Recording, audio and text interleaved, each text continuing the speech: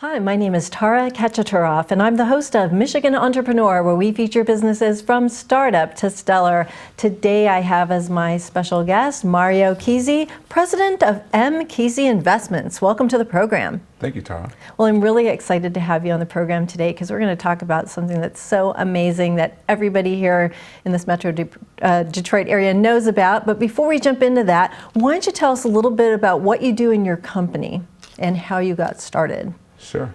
My company's based out of Troy. We own real estate, commercial real estate throughout Metro Detroit and Northwest Ohio. Grew up in Sterling Heights, Michigan, and went to Sterling Heights High, graduated in '08. And when I graduated high school, I moved with my family to Toledo, where I spent about 8 years in a commercial business, a retail business. It was a merchant, and we sold that business, and then I started to learn about real estate. Started doing deals in small rural towns in Northwest Ohio, and then built my way up, moved back to Michigan, and now we manage over 2 million square feet of commercial real estate. 2 million square feet. That's amazing. That's amazing. And you know, you have all sorts of properties. You have strip malls. You have little mini malls. You have other kinds of retail, right? I can't remember all of them. I think was one a pharmacy, and you've got a lot of different pieces of property. But the one we're going to focus on today, which is really exciting, is Oakland Mall. Why don't you tell us a little bit about your relationship with Oakland Mall? So I actually have a lot of sentimental value to Oakland Mall, like a lot of other people within our community, and that's why it's such a special project for me, and really blessed to have that opportunity. And you bought Oakland Mall, right? Yeah, we closed at the end of March. You were the owner of Oakland Mall. Yes. As of, when did you purchase? End of March this year. End of March of 2022. Yes.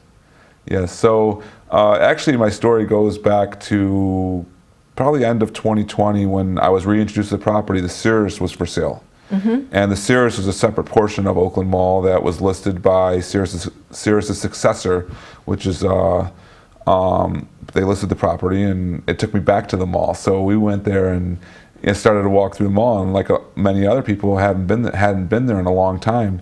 So we were reintroduced. I had a different eye this time around, being in real estate and learning throughout my trials and tribulations. And I just thought it was a great venue, great facility, and you know, my family actually had an ice cream store in Oakland Mall in the late 90s.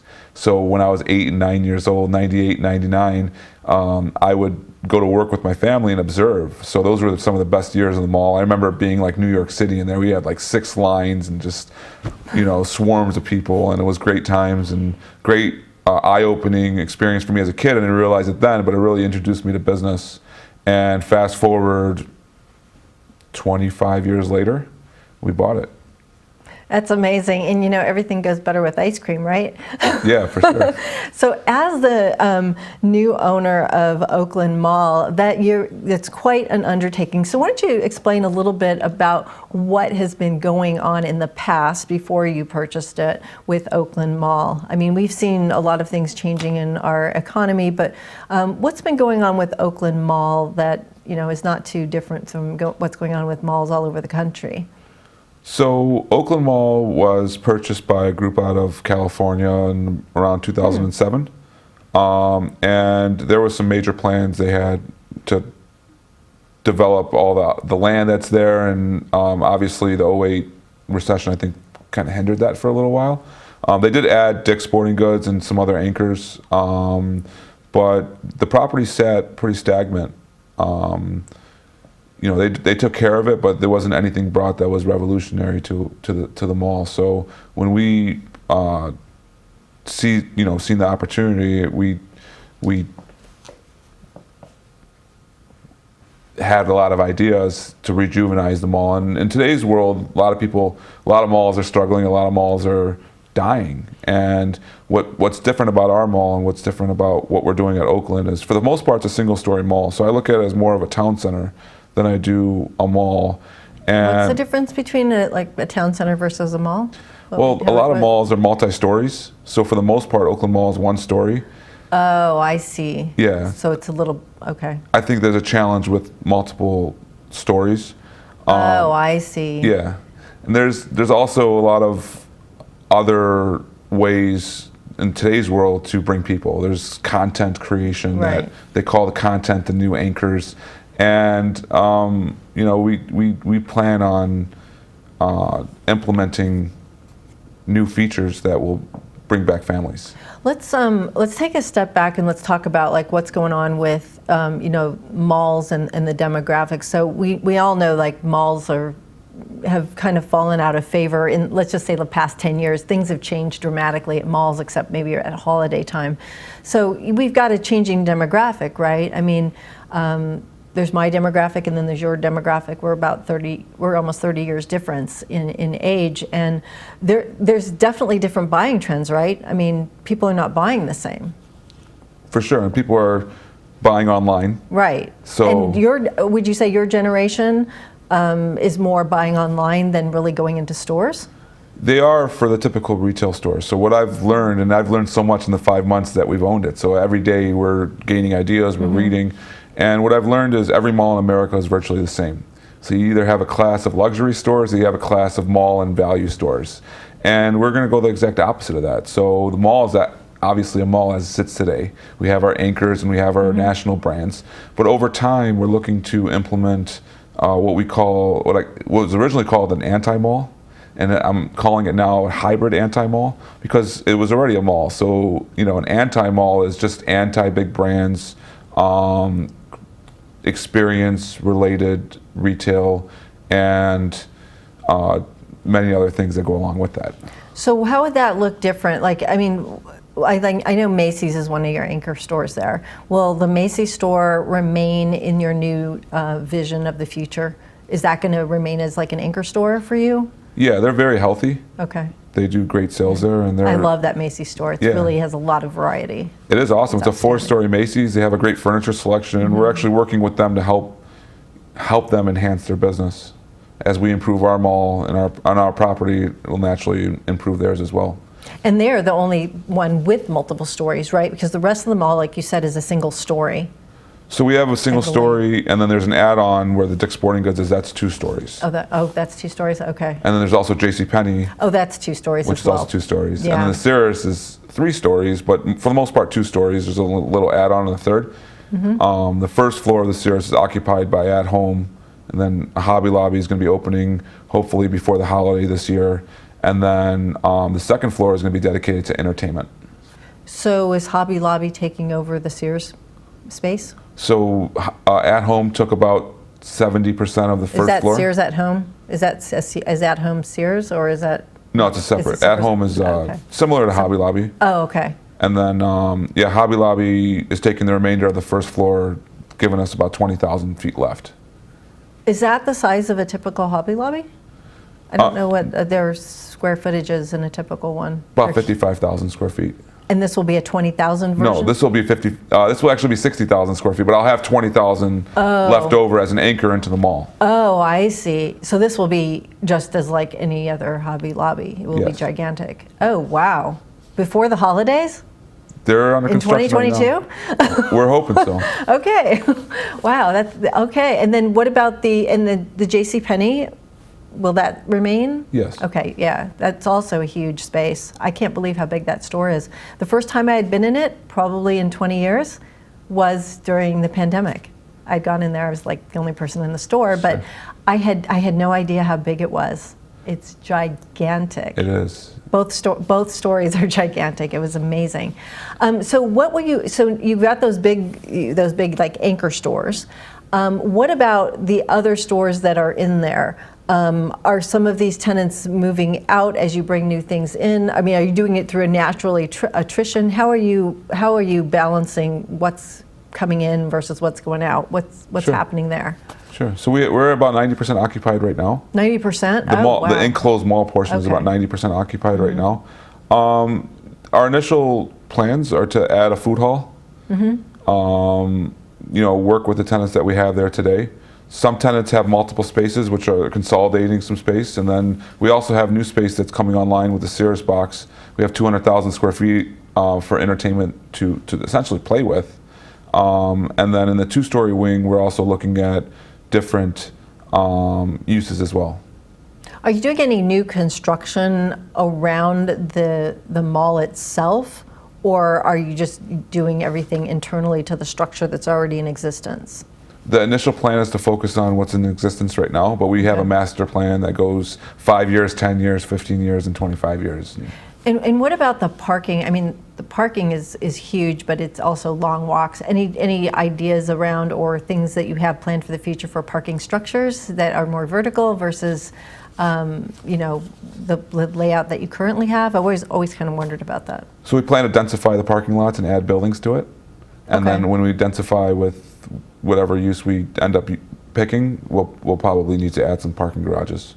Okay, so you'll try to fill that up also. You could potentially fill that up with other food places, right? Standalone food, or could be residential, multifamily, could be. Oh, okay. I mean, one of my dreams on my wish list is a soccer arena, like a mini, like, you know, Jimmy John's Arena in Utica, to build some sort of soccer stadium, or, you know, a water park. I want to do something a little more unique and cool than just building multifamily. Or I don't mind multifamily. I just would like something to complement it, and we have a lot of land, so I want to make best use of it.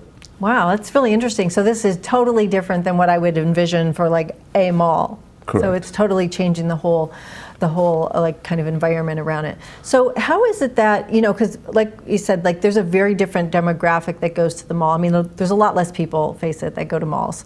And again, people buying online, younger generations, they buy everything off their phone online. You know, I mean, they're not really, I mean, yeah, they go to the mall, but even the younger generation, they are not hanging out at the mall like we hung out at the mall when we were younger. I mean, it's, you know, you meet everybody at the mall. It's so different nowadays. So how are you going to get that demographic, which you need, how are you going to get them and entice them to come to the mall to experience all these new things? Like, what's going to be the draw for them that you think is going to work? So we're going to have a lot of different experiences within the mall, and we're really catering to moms in the mall. So we want it to be a place for moms to come with their children and, you know, do what moms do. So are you really designing with, I mean, very specifically always going back to that mom demographic and what she, you know, what that might look like? And I call it family friendly. Okay. But we're looking at implementing strategies where mom comes and there's different places she can take her kid and then maybe have a couple hours to herself. So there's some game rooms that we're looking at and working with different organizations on, and there's other forms that we're trying to create where a mom can come and then either drop her kid off or also have, you know, family-friendly entertainment there. So I would say what's going to bring people is our unique food.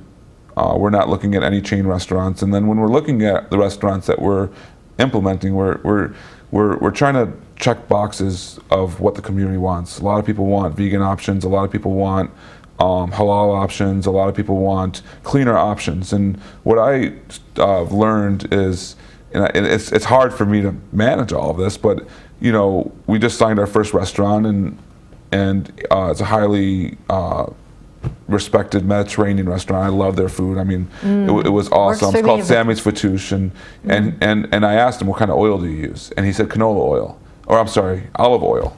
Okay. And if you said canola, yeah, no, I don't. I'm sorry, I don't want canola oil. Yeah, neither do I. You know, so but as a landlord, it's hard. You don't typically ask your tenants what kind of oil do you use. I'm glad you asked that question.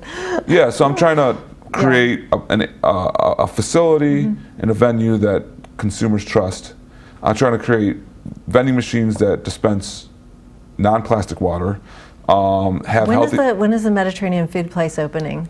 Is that going to be this year? I'm hoping so. Oh, good. So we're already under construction on that as well. Excellent, yeah. Excellent. Hey, how are you, sorry to interrupt you on this, but how are you finding the types of restaurants that you want to put in there? I mean, obviously you've lived in this community your whole life, right?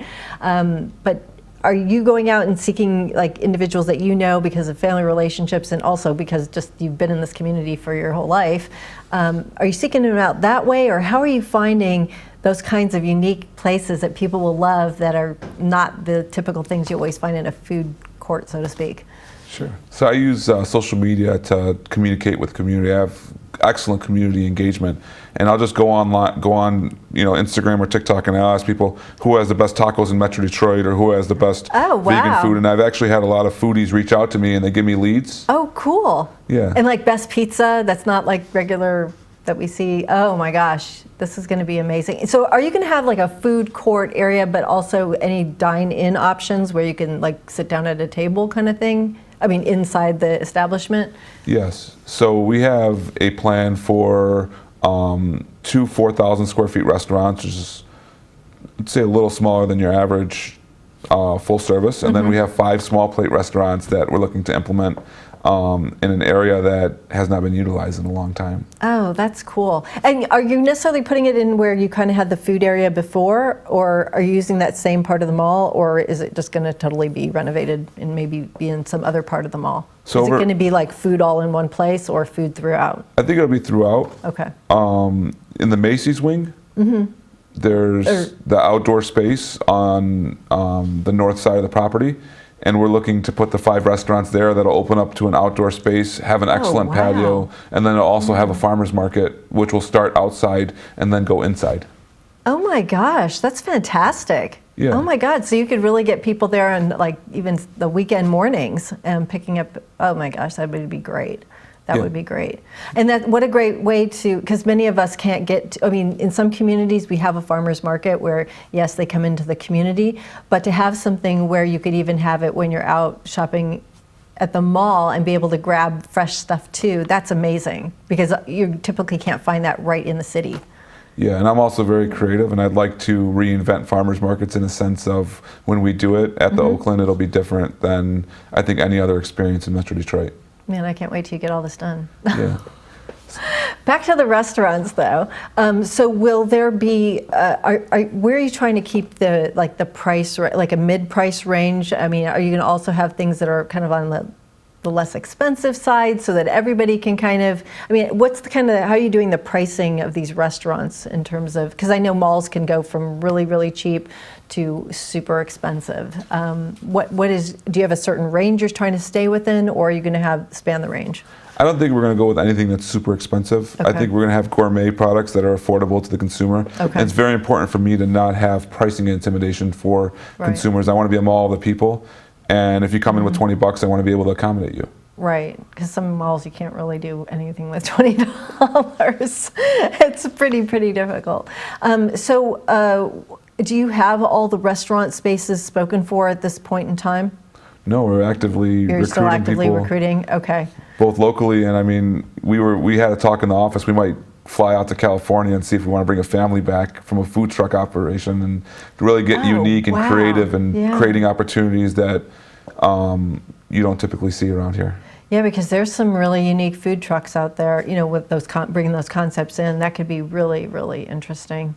So in terms of like the theme at the mall, are you going to have like kind of a, you know, every mall when you go into a mall, well, not every mall, but many malls kind of, it has a sense and it's got a vision and it's got kind of a theme or something that you feel when you go there. What is the vision, the theme, the feeling that you're trying to evoke in this new, redesigned, new visioned mall?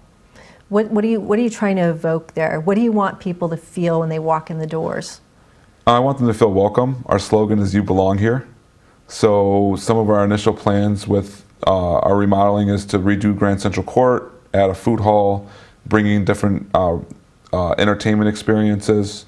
And I would say what's going to make us different than a lot of other developers is we're looking to implement things such as a park. So I can take a 5,000 square foot store out of the mall, take the roof off of it, plant 300 trees, and then put a swing set with a slide and some seating areas. That would be great. So people can come, and it's not for money, it's free. So, you know, I have little ones at home, and I take my 5-year-old to the mall, and the first thing she says when we leave is, "Can we go to the park?" So I said, why can't we go to the park while we're at the mall? Oh my God, I love that. I love the idea of having something natural at the mall. Yeah. I love that idea. Yeah, we have a lot of things that we're planning that won't cost money, that they're amenities for the public to come.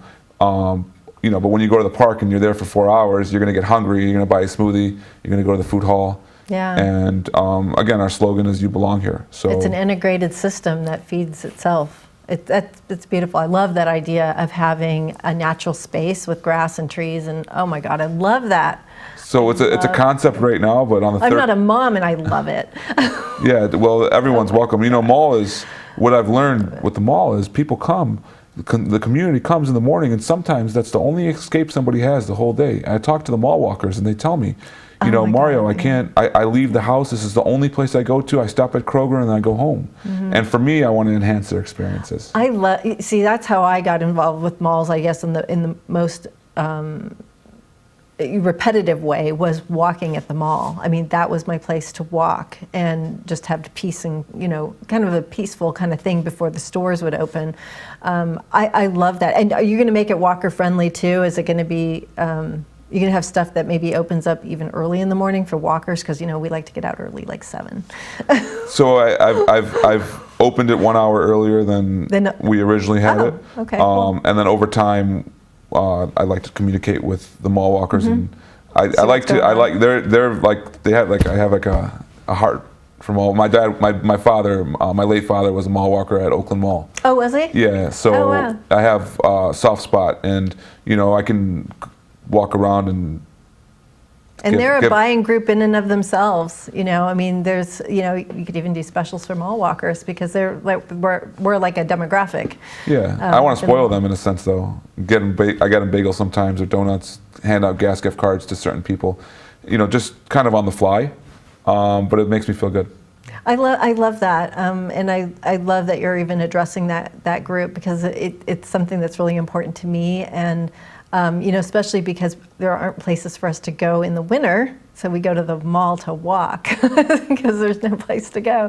But I love that, and you know, I know you're talking about entertainment and stuff at the mall, and I know like having a park in there is a form of entertainment, and food is kind of a form of entertainment. But what other kinds of things from the entertainment realm might you be visioning right now? So we have multiple brands, actually. So we're an anti-brand mall, but with entertainment, we are looking at branded entertainment. And my requirements are, I don't want anything that's already in Michigan. So we're looking at bringing different entertainment uses, like we're trying to recruit Crayola Experience. We're working with Hasbro. Oh, wow. There's an Angry Birds mini golf concept. And these are a lot of brands that are now post-COVID opening up with a new design, a new path to expansion, and we've hired consultants that are helping us plan the appropriate entertainment in the appropriate areas, and really bring, I would say, Class A entertainment, family-friendly entertainment to Metro Detroit, and I'm hoping to draw people from around 100 miles away. Wow. Wow, that's really interesting. I like the idea of maybe bringing in the Crayola thing. I mean, with coloring books, colors, kids love all of that. That's interesting. And that's neat that you're kind of going outside of like trying to find something that they don't have anyplace else in Michigan. So it's really kind of like, you need to build a hotel on the premises so it kind of becomes that destination. Sure. And hopefully that hotel has a water park. So I'm really thinking for the kids. And a lot of, I have 3 kids under 5. And for me, as I develop the mall, I have my kids in mind, and with my kids in mind, I have everyone's kids in mind. Yeah. Oh my God, this is going to be so different than what I could even imagine. As a dad that works a lot, it's fun for me to include my kids with where I work. Yeah. Oh so my goodness. it's just a great opportunity, and we're even more sensitive, and we're learning, and we're talking to different organizations on how we can best service the community, and what we've actually from TikTok, I'm not sure who it was, but I think multiple people actually suggested that we implement sensory rooms within the mall. So we're meeting with the Autism Alliance, and we're working with different organizations, and what we're hoping to do is dedicate one of our storefronts as a sensory room, where when you walk in, it would be free, and it would have many different sensory features that I think would be first of its kind in America. That's brilliant. That's so neat. Oh my gosh. But it's a necessity. So it's a necessity, and it's a sensitivity to the community that we want to close the gap, and we want people to feel comfortable when a mom's leaving her house. She can drive 20 miles away to a place that she's never been welcomed to like this, and she can feel good, and the child feels good. Everyone has a good experience. It's family friendly. They go home. I mean, we need more places like that in Michigan. We don't have them. Right, we don't. And oftentimes we have them, it's cold outside and you can't enjoy it the way you'd like to. Right, and nobody wants another two-dimensional experience on Zoom. We're all kind of done with that. We do need to get out, and we do need to go to places. We need it for our brain development. We need to be in three-dimensional spaces with other humans. It's important for mental health and wellness, and I love the idea of what you're envisioning and what you're currently putting into play here at the mall. I mean, it's like, this is nothing like I expected. It's so amazing. It's more amazing than I thought.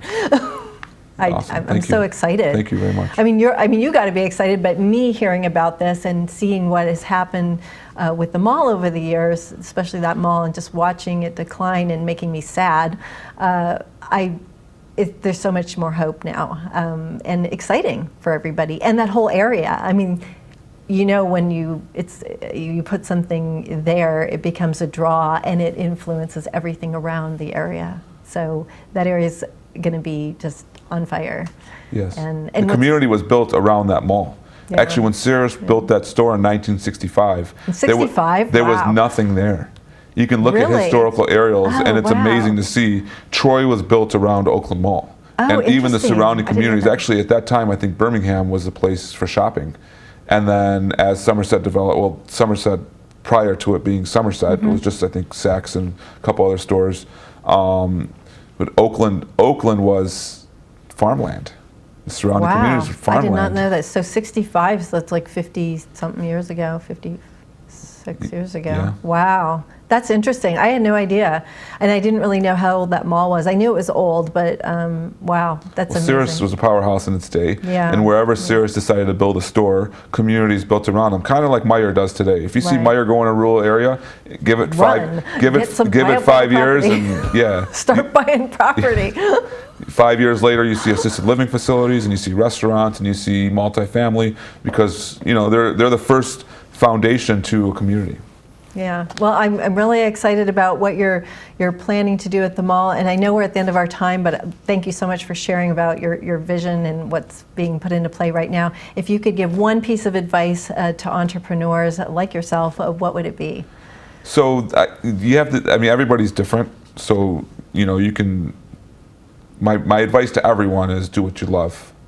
And what I would say is the world is different today than it was when we were growing up, and it's changing every single day. And what I say to the youth is never too early to start.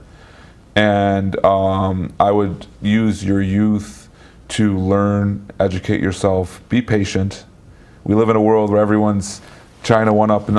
Be patient, take your time, and do what you love. And when you're starting off, focus on cash flow rather than focusing on passive income. You have to work hard. You have to put sweat equity in. And when I started, I put a lot of time and hard, worked long days, and that's what you need to do. All right. Well, thank you so much, Mario Kesey, for sharing your story with us and for being a guest on Michigan Entrepreneur. Thanks for having me. Thank you. Absolutely. Thank you. If you'd like more information about our program, please visit us at MichiganEntrepreneurTV.com. Please join me again in the future when I interview another enterprising entrepreneur. Until then, wishing you the best of business.